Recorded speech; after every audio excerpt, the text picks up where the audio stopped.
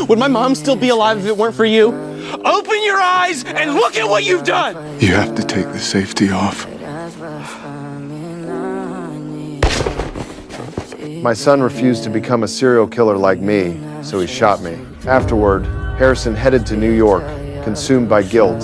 What he didn't know was that I ultimately survived. In New York, Harrison got a job as a bellhop at a hotel, hoping to start fresh. But then he ran into this drunk woman. A man asked Harrison to give him a hand, explaining that his wife had too much to drink. And the wife had a little too many margaritas. Happens every time we're in the city. Hit the elevator for me. Harrison knew the woman's name was Shauna, and she definitely wasn't the man's wife. But as a hotel employee, he knew better than to stick his nose where it didn't belong, especially after the guy slipped him a $100 tip. After escorting them to the room, Harrison turned to leave.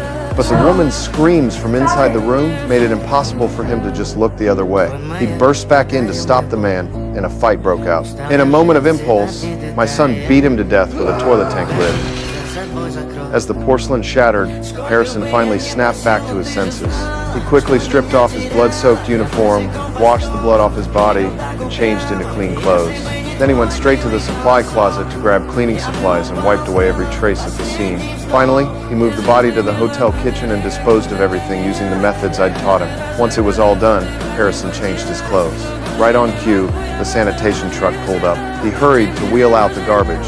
The sanitation workers didn't notice anything unusual and just tossed the bags onto the truck one by one. Watching the truck drive away, Harrison finally let out a sigh of relief. But he hadn't noticed a single drop of blood on the ceiling, a potentially fatal loose end. While I was recovering in the hospital, I happened to catch a news report about a murder case.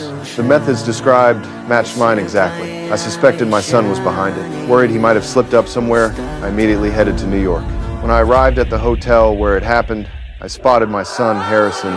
Late that night, I went back to the hotel and searched floor by floor for the room where it went down. Eventually, I found a room on the 11th floor, covered in police tape. I looked around carefully and saw that the scene had been cleaned up thoroughly. I felt proud that my son could pull that off. To make sure the police wouldn't find any evidence against him, I kept checking every corner. When I got to the hotel kitchen, I spotted that single drop of blood on the ceiling. I grabbed a paper towel, wet it, and used a scraper to remove the stain, clearing away the last trace for my son.